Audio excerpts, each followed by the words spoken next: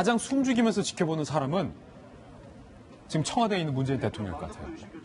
지금 문재인 대통령과 김정은 위원장 2차례 이상 이미 만났고 판문점에서 벌써 2번 만났고 평양에서도 1번 만났기 때문에 공식 만남만 벌써 3번째. 그리고 문재인 대통령이 그토록 북한에게 권유했던 것은 서울로 오라. 김정은 위원장의 답방에 대해서 청와대는 계속 기대감을 놓치지 않고 있었고 아마 오늘 이 장면을 지켜보고 있는 문재인 대통령의 머릿속에는 이번 북미 회담이 잘 성사돼서 비핵화 조치를 가시화시켜서 김정은 위원장의 서울 답방으로 남북관계에 정점을 찍고자 하는 문재인 대통령의 어떤 그런 욕심, 열망 이런 것들이 아마 있을 것 같아요. 다시 말하면 이번 북미 회담 성과가 시원치 않으면 김정은 위원장의 답방도 어려질 수 있다라는 거죠. 네, 맞습니다. 김정은 위원장이 과연 어느 정도의 성과를 내는지에 따라서 서울 답방이 가시화될 수도 있는 것이고요. 근데 저는 조금 전에 보니까 원래는 27, 28 이틀 동안 북미 정상회담 일정이 있었지만 하루 일정으로 정리가 된 것 같고 전날 저녁에 만찬한다는 거 아닙니까? 그럼 생각보다 시간이 굉장히 많이 빕니다. 오늘도 지금 베트남이 현지 시각으로 우리보다 2시간이 빠른 상태, 2시간이 더 늦는 상태이기 때문에 오늘 김정은 위원장이 동당역 도착해서 하노이를 들리고 하더라도 굉장히 긴 시간이 남거든요. 내일까지 있는 시간 동안 아마 이틀 동안의 경제 행보에 박차를 가하지 않을까라는 생각이 들고요. 그 경제 행보에 박차를 가한다는 건 핵에 대해서 비핵화에 대한 진전된 합의를 이뤄내고 거기에 대해서 트럼프 대통령으로부터 경제 완화 조치에 대한 일부의 조치들을 받아내려고 하는 노력이 있지 않겠는가라는 생각이 드는 것이고 저는 어저께 문재인 대통령이 수석보좌관 회의에서 굉장히 강력한 메시지를 전달합니다. 여기에 대한 북한의 이 개혁개방 투자에 대해서 우리가 선제적인 조치를 취해야 된다는 얘기를 하게 되는데 아마 미국과 북한으로부터 모종의 메시지를 들은 것이 아니냐라고 추정이 될 법한 내용들이 존재하거든요. 따라서 금강산 관광이라든지 이런 경협관계에 있어서 속도를 내고자 하는 모습을 취하지 않을까라는 생각이 드는데 여전히 국내에 있는 대한민국의 많은 국민들은 반반 정도의 시각들이 굉장히 많이 갈려져 있는 것 같습니다. 북한이 비핵화에 대해서 진정성 있는 조치를 취하지 않았음에도 불구하고 우리가 적극적으로 북한에 대한 투자에 나서야 되는 것인가에 대한 우려를 가지고 있는 시각도 많은 만큼 적극적으로 속도를 내는 것보다는 국내에 있는 여론들을 추스리면서 다양한 시각들을 두루 포용하면서 나갈 수 있는 단계적 접근이 훨씬 필요한 시점이 아닌가 그런 생각이 듭니다. 아마 근데 삼성전자 입장에서는 그 냉면이 목구멍으로 넘어가냐라는 발언이 리성건의 발언이 머릿속에서 떠나지 않을 것 같다라는 생각도 좀 듭니다. 여담입니다만. 조금 전에 이런 속보가 나왔어요. 뉴스 자막이 나왔는데 청와대에서 미 북 간의 종전선언 가능성이 있다. 어제 김의겸 대변인도 이렇게 얘기를 했는데 오늘 청와대가 다시 한번 입장을 밝혔군요.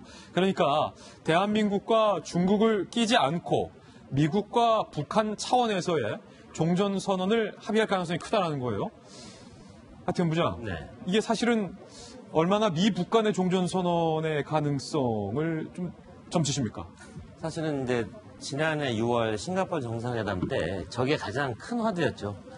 저게 이제 곧 될 것 같이 이렇게 했었는데 사실은 이루어지지 않았고요. 그 다음에는 북한 쪽에서 저 종전선언 저거 하면 뭐하냐. 저게 우리가 비핵화하는 거에 대한 등가성. 그러니까 우리가 비핵화하는 거에 비해서 종전선언을 해주는 건 가격이 너무 낮아. 그러니까 딜을 할 수 있는 흥정 대상이 아니야. 이렇게 종전선언은 너무 좀 싸다는 거죠. 종전선언에 대해서 조금 또 평가절하하는 그런 분위기가 많았는데 그래도는 그 종전선언이라는 게 결국 평화 협정으로 가는 단계에서 굉장히 필요한 그런 정치적 선언 아니겠습니까? 그렇기 때문에 우리 정부 입장에서는 노무현 정부 때부터 그랬습니다. 그때부터 계속해서 우리가 미국에 대해서 종전선언 까짓 거 좀 해줘.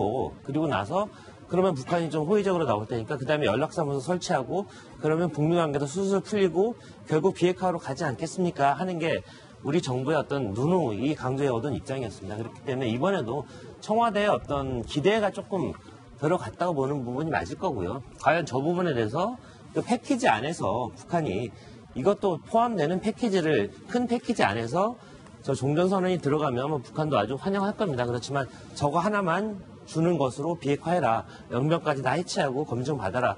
이렇게 얘기하면 북한 입장에서는 좀 구미가 당기지 않을 거라는 그런 예측을 한번 해봅니다. 그러니까 미국 입장에서는 종전선언 플러스 알파.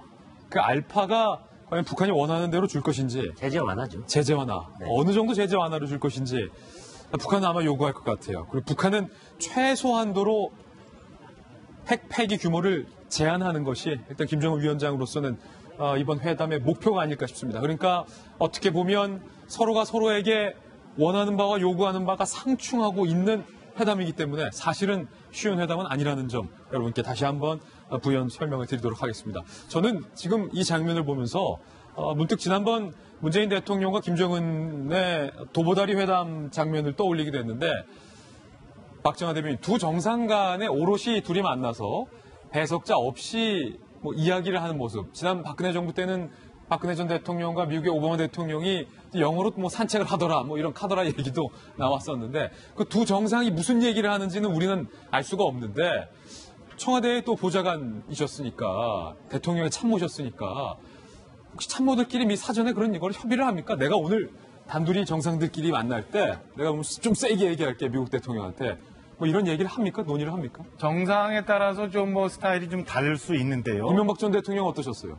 굉장히 깊은 부분까지 논의를 하고 갑니다. 그러니까 그 사전에 그 굉장히 오랜 시간 동안 장시간 동안 전 독해 시간을 가지면서 참모들하고 회의를 하는데요. 예. 그때는 그 상대 정상의 뭐 취미가 뭔지 습성이 뭔지 최근의 관심사가 뭔지 가족 중에 어떤 일이 있는지 모든 경우의 수를 두고 다 검토를 하고 이 중에서 그러면 1차 우선순위 이 건에 대해서 내가 언급하고 난 다음에 반응을 봐서 그 다음엔 이렇게 해서 우리가 원하는 이 부분에 대해서 얘기를 좀 해보자. 자, 그럼 실무적으로는 그 지금까지 어떻게 진행이 되어 왔냐? 그럼 이 부분을 내가 딱 집으면 일이 더 진행될 수 있는 거지 않는가? 굉장히 오랫동안 검토를 하고 들어가죠. 아마 문재인 대통령도 저기 김정은 위원장과 지금 그 도보다리에서 그 단둘이서 단독회담을 하는 저 시간 동안에 굉장히 많은 그 신경을 쓰면서 그리고 저 내용에 대해서 준비를 굉장히 많이 했을 겁니다. 예. 우리가 상상할 수 없는 많은 얘기들이 사실은 오갔을 텐데요. 그 얘기들이 얼마나 어떻게 진정이 되는지에 대해서는 향후 이제 남북 간의 관계를 보면서 얘기가 될 것 같고요. 저런 두 사람 간의 얘기가 있었기 때문에 문재인 대통령께서는 그 김정은 위원장의 진심을 믿어달라 얘기하고 있는 거고 우리는 그때 있었던 내용에 대해서 아직 국민들이 모르고 있기 때문에 김정은 위원장의 진심을 우리는 아직 못 믿는다고 얘기할 정도로 저 회담 내용이 사실은 아직도 베일에 가려져 있고 영원히 역사 속에 묻혀질 수도 있는 상황이죠. 두 사람의 머릿속에 그리고 아주 최측근 참모들만 아마 알고 있을 것 같은데 반대로 말하면 김정은도 본인의 참모들과 오늘 트럼프 대통령을 만날 때 특히 배석자들 없이 정상과 정상이 만나서 해결 지을 수 있는 문제들이 있잖아요. 김영주 의원님. 네. 제재 완화라든지 아니면 핵 폐기 정도 화끈하게 정상과 정상이 단둘이 만나는 그 시간에 무슨 이야기를 할지 트럼프 대통령의 관심사는 무엇일지에 대해서 아마 숱한 독해 시간을 아마 김정은도 갖지 않았을까 평양에서 평양 참모들과. 그렇습니다. 여러 가지 이제 그런데 이번의 경우에는 굉장히 길게 양국 간의 비건과 김혁철 사이에 수차례 만나왔기 때문에 의제가 거의 조율된 상태에 있지 않느냐 하는 생각이 들고요. 막판에 한두 개 가지고 어떤 서로를 가늠하는 부분이 있을 거라고 생각하고 생각 외로 사실은 지금 트럼프 협상 스타일이라고 하는 것이 굉장히 흔쾌히 나오기도 하고 들어가기도 하고 그런 측면에 있어서 오히려 둘이 서로 배짱이 맞을 수도 있어요. 그래서 잔머리를 하지 않고 오히려 통 크게 내가 이거 해줄게를 김정은이 먼저 하고 말하자면 오히려 저기 트럼프의 하답을 끌어내는 그런 어떤 치밀한 작전을 구사하지 않을까. 다른 의제는 이미 딱 우리가 예상해 볼 수 있는 의제 아니겠습니까? 예. 그런데 마지막에 가서 개성공단, 금강산 이런 기본이고 그다음에 뭐냐. 석유까지 얻어낼 수 있느냐. 혹은 단기간에 가장 가능한 경제 제재. 내가 만약에 NPT에 가입한다 그러면 트럼프 뭘 줄 것 같냐. 이런 디베이트가 내부적으로 많이 있어 오지 않았을까 그렇게 생각이 듭니다. 그런 면에서 오늘 청와대가 계속 얘기하고 있는 저 북미만의 종전선언만으로도 충분하다고 하는 것은 사실은 일말에 좀 불안감이 좀 있어요. 지금까지 우리가 얘기했던 빅딜, 스몰딜 이번 회담을 통해서 얘기하는데 그 스몰딜에 대한 우려를 미국 조야뿐만 아니라 우리나라도 굉장히 걱정을 많이 하고 있었잖아요. 근데 종전선언이라는 게 사실 굉장히 좋고 중요한 의미를 갖고 있습니다만 그 숨은 그림을 찾아보면 사실은 지금까지 갖고 있었던 북한의 핵에 대해서는 크게 문제를 삼지 않고 향후 있을 핵에 대해서는 그러니까 핵 동결이라는 의미가 될 수도 있거든요. 핵을 가진 상태에서 북한의 김정은 체제를 유지해주고 그리고 남북 간의 그 제재 완화를 통해서 경협을 한다. 이런 그림이 될 수도 있기 때문에 많은 국민이 사실은 저 청와대 발표만으로는 사실은 불안한 점들이 해소가 되지 않는 점이 있고 지나치게 청와대가 너무 기대감을 갖고 있는 거 아니냐 측면도 좀 보여지고 있습니다.